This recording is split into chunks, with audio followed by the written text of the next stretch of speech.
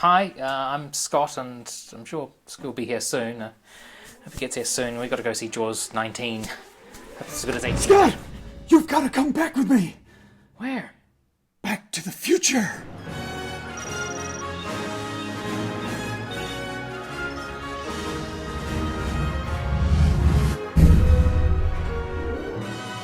So I imagine that at the time, they probably didn't really bring out a lot of toys for these movies, did they? No. I mean, when Back to the Future came out, it was kind of this weird thing of it was too adult an idea for kids, and it was too kiddie an idea for adults.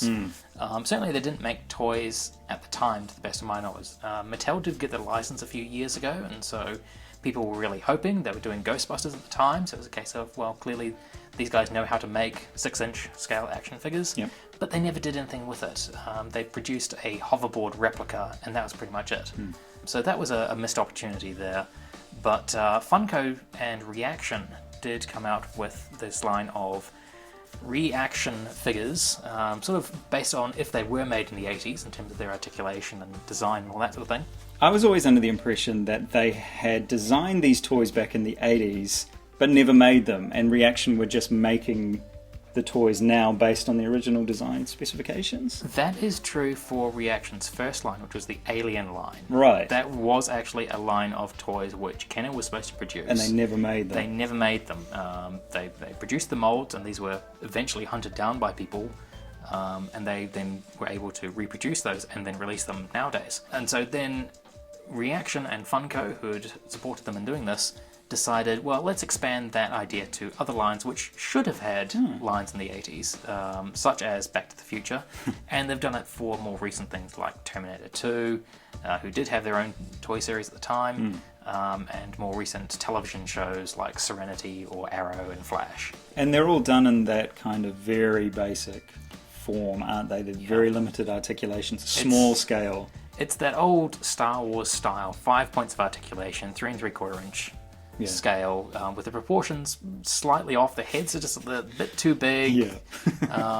It's not an action figure that we would recognise today in terms of what we'd expect for quality. That's like a baby's toy. We strongly wish that Funko would do a legacy scale version of these characters and with realistic sculpts. That would be absolutely awesome. Funko, if you're listening, please do this. But in the meantime, this is pretty much the best that we've got. They have done some mini-mates, which are sort of small Lego-type figures. But other than that, there doesn't seem to be much of a push on Back to the Future merchandise at the moment. Oh, that's a shame. It feels like there's a bit of a gap in the market. There definitely is. We're seeing plenty of other Back to the Future merchandise. The Nerd Blocks have always had, something popping up every once in a while, which is a Back to the Future something. The DeLoreans are clearly still a big seller. Hot Toys are releasing one next year, 6th scale DeLorean. 6th scale DeLorean. For like $1,000 or more. Looks gorgeous. I would love to have it. Anybody wants to send me one, just let me know. And they did Marty as well recently. They did Marty. You'd have to think that Doc has to be on the radar for them to be able to complete that.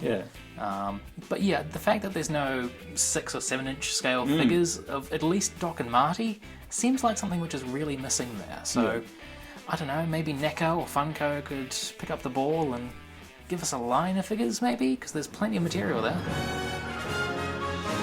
Anyway, subscribe to our videos, give us a thumbs up. We'll see you guys next time. Time! Get it! Time! Future!